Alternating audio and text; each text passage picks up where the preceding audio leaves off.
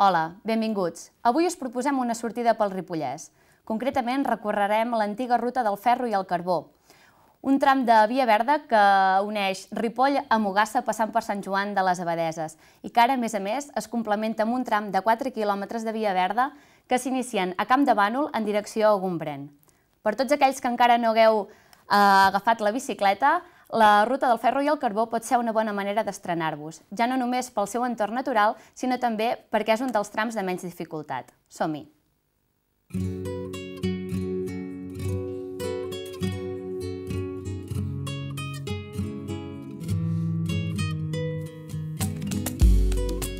Aquesta via verda, que actualment consta d'uns 15 quilòmetres, s'ha convertit en un trajecte ideal per passejar a peu o en bicicleta a través d'un camí que ens recorda la importància del passat industrial d'aquestes comarques, ja que segueix el recorregut que antigament feia el tren per transportar ferro i carbó. El desnivell del recorregut és de poc més d'un 1% si no comptem l'ascensió a les mines d'Ogassa. Això fa que aquest tram no requereixi un gran esforç físic i es pugui realitzar còmodament tant en sentit ascendent com, evidentment, descendent.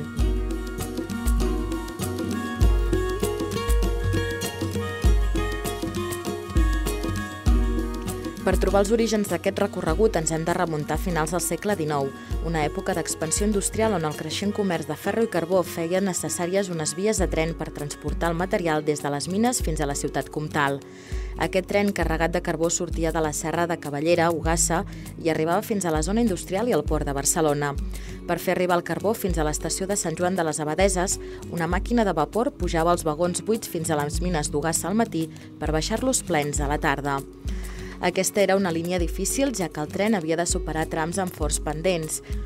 Avui, des del carregador de Toralles, on es rebia el carbó procedent de les mines i es carregava el tren, podem observar el sistema de plans inclinats que s'utilitzava per solventar els desnivells del terreny i poder transportar els minerals des de les mines.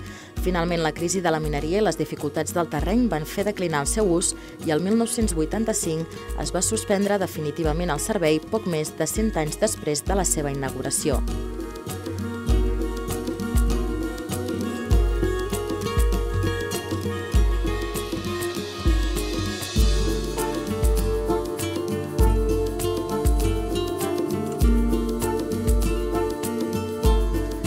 El tram de via verda que avui volem recórrer, doncs, s'inicia a Ripoll.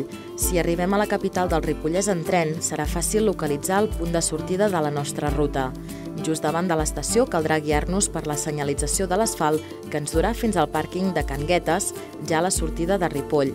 A partir d'aquí, i havent localitzat ja la via verda, continuem el nostre camí tot seguint el cabal del riu Ter. Actualment, el tram de via verda que uneix la vila de Ripoll amb Sant Joan de les Abadeses consta de 12 quilòmetres que transcorren principalment sobre asfalt. El trajecte, amb un pendent mínim, ens permetrà gaudir d'una zona de gimnàstica, túnels, ponts i un fantàstic entorn natural que el converteixen en un tram ideal per passejar en família, relaxar-se en un entorn amè i conèixer també de ben a prop la història de la comarca.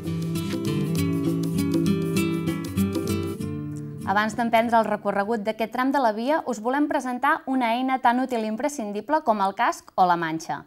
És la guia als secrets de les vies verdes, on podreu trobar molta informació sobre la ruta del ferro i el carbó i el seu enllaç fins a Olot. Rutes a peu, en bicicleta, la flora, la fauna, informació literària, històrica i geològica són algunes de les informacions de les que podreu disposar si afegiu aquesta guia en el vostre equipatge abans d'iniciar el viatge. Però bé, ja iniciem la ruta del ferro. Cal dir que les persones que estiguin disposades a fer-la tenen 3 parades obligatòries: Ripoll, Sant Joan de les Abadeses i Ogassa. 3 poblacions del Ripollès amb molts de racons per explorar. La ciutat que ens serveix de punt de partida, Ripoll, també coneguda com el bressol de Catalunya, és la capital del Ripollès. La vila gaudeix d'un passat d'esplendor econòmic que es fa evident quan hom passeja pels seus carrers. Durant l'època medieval ha estat un dels grans centres de Catalunya. Prova d'això n'és el monestir de Santa Maria, fundat per Guifré el Pilós a finals del segle IX i que encara avui s'alça majestuós al centre de la vila. No es pot marxar de Ripoll sense visitar abans la seva esplèndida portada romànica, el sepulcre del comte Guifré, els claustres i els seus 7 absis.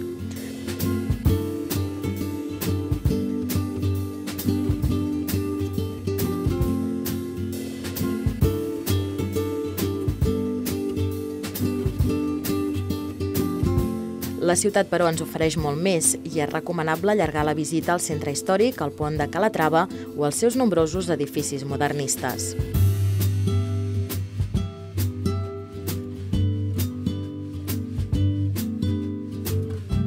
A part de permetre'ns gaudir del seu patrimoni, Ripoll també ens ofereix un ampli ventall d'activitats relacionades amb la natura gràcies als rius i muntanyes que la envolten. Si es pot dedicar un cert temps a la ciutat, és recomanable fer una visita a l'oficina de turisme a la plaça de l'Abat Oliva. Allà ens poden indicar algunes de les rutes que permeten descobrir l'entorn de Ripoll, com la ruta dels Miradors, la ruta de les Fonts o els paratges de Sant Bernabé de les Tenes.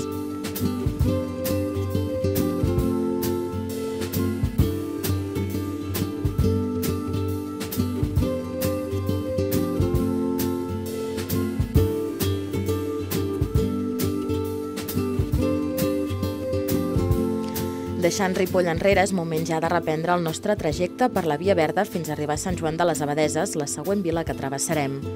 A mig camí aproximadament trobarem un indicador que ens anuncia l'itinerari de natura del pantà de Calgat. Aquest paratge, reconegut com un dels principals zones humides del Ripollès, és ideal per contemplar la gran diversitat d'aus a les quals dona refugi. Per fer-ho, s'han habilitat una caseta d'observació, un mirador i una passera que, juntament amb els plafons informatius que anirem trobant, ens permetran gaudir de la fauna i la flora de la zona. Després d'haver deixat uns 11 quilòmetres enrere la ciutat de Ripoll, la silueta de la Serra de Cavallera, que apareix al nord, ens indica que estem arribant ja a la següent vila del nostre itinerari. Vila medieval de naixement i industrial de vocació, Sant Joan de les Abadeses s'emplaça a la vall de la Riba del Ter. La història de la vila va estretament lligada al seu monestir d'estil romànic fundat al segle IX. Va ser la filla de Guifré el Pilós, Emma, qui va encapçalar la comunitat benedictina del que seria el primer monestir femení del país. Un altre dels molts vincles en aquesta ciutat i la nostra anterior parada és el mite del comte Arnau. La llegenda situa el seu origen a la ciutat de Ripoll i exposa també la relació amorosa entre el comte i una de les abadeses del monestir.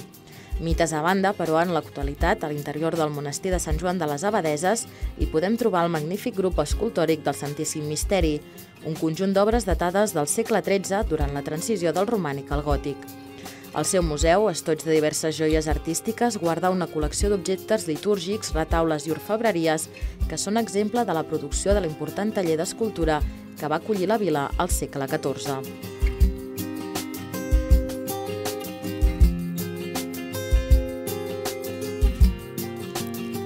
A l'entorn del monestir es concentra la Vila Vella, sorprenent pel seu tramat urbanístic rectilini que es deu al model d'organització de la ciutat romana segons el qual fou construïda. Al seu voltant encara hi podem veure les restes de les muralles que envoltaven i protegien la població.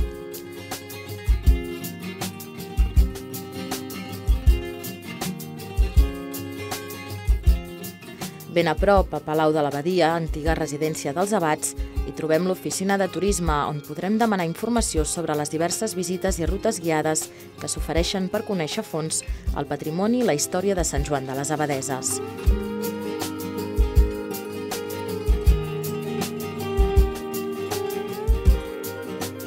El gran atractiu de l'entorn natural de Sant Joan fa que puguem gaudir també de nombroses rutes a peu o en bicicleta al voltant del poble i descobrim alguns dels secrets fins fa poc amagats com el Gor de Malatosca, que guarda una llegenda sobre bruixes. Una altra alternativa interessant és la visita a les fonts de Sant Antoni i el Bac de Covilà, lloc on el poeta Joan Maragall va escriure el poema La vaca cega l'any 1883.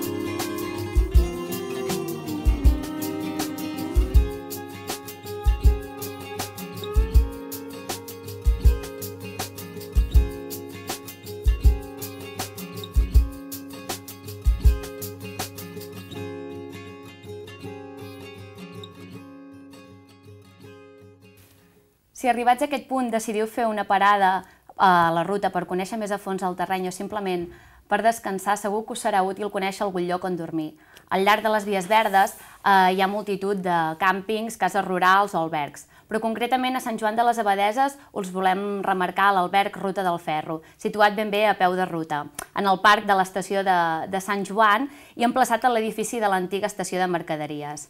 Perquè ens expliqui una mica els serveis que aquest alberg ofereix als usuaris, avui tenim aquí en Xevi Sala, el director de l'alberg. Benvingut, Xevi. Gràcies. L'alberg rural Ruta del Ferro s'ha ubicat en un antic espai ferroviari. Com es va realitzar aquesta reconversió? D'entrada, des de l'Ajuntament hi havia detectat una deficiència sobretot en allotjaments i després veient tots els espais públics que podia optar per fer-hi un alberg, es va decidir en aquest espai perquè per la seva singularitat, pel seu lloc on està posat i per les característiques donava peu a poder-hi fer-hi un alberg per poder-hi ubicar-hi tots els usuaris. L'alberg va començar a fer el 2005, l'edifici ja estava fet, a través d'un pla d'inserció laboral, els treballadors van poder fer-hi tota la infraestructura que calia per fer l'alberg. En general era rehabilitar exteriorment i interiorment una mica l'edifici, però ubicant els serveis necessaris per tal que la gent que s'hi allotgi estigués amb la millor estigui més conforme. Com són les instal·lacions? Quina capacitat té i què s'ofereix? Les instal·lacions estan sobretot pensades perquè que estan adreçades a un públic molt familiar. És a dir, la línia que es va marcar és que, tot i que els albergs sempre s'han tingut una imatge de que tots a dins una habitació amb llitera i tot això, el que s'ha volgut trencar una mica i el fer-ho familiar s'ha fet amb les característiques d'habitacions petites, amb bany a dins, i per tal que la gent tingui unes comoditats molt bones. Llavors, nosaltres tenim una capacitat per 84 usuaris que estan dividits en diferents habitacions, sobretot això, gairebé totes són de 4 places i algunes de 9 i de 5. Això ens permet combinar el que és un allotjament familiar i allotjaments per grups, sigui per escoles o per grups d'amics, gent jove, una mica els dos públics que més aviat tenim. I la majoria de visitants arriben atrets per la Via Verda? La Via Verda ha significat per Sant Joan, per la comarca i particularment per nosaltres, un element turístic molt i molt important, molt. Jo diria que actualment és una de les estrelles mediàtiques que tenim.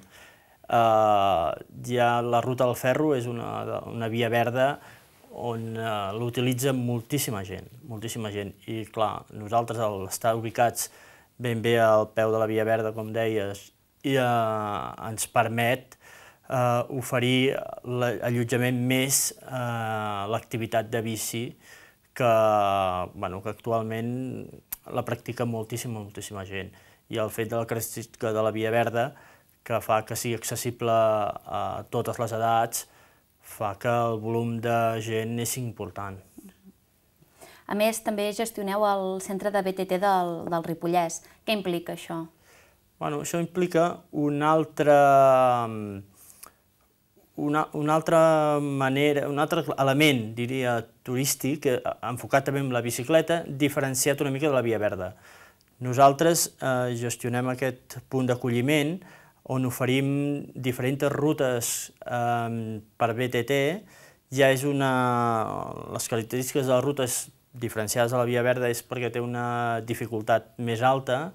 Són unes rutes on bàsicament estan pensades per gent que ja té un nivell important de bicicleta i nosaltres el que fem és, a part del lloguer, oferim uns serveis que per la gent que el vulgui practicar, sigui informació de les rutes, la senyalització, el rentat de bicicletes, tot unes característiques que són necessàries per tal que aquest servei sigui útil i important per la gent que el vulgui fer servir.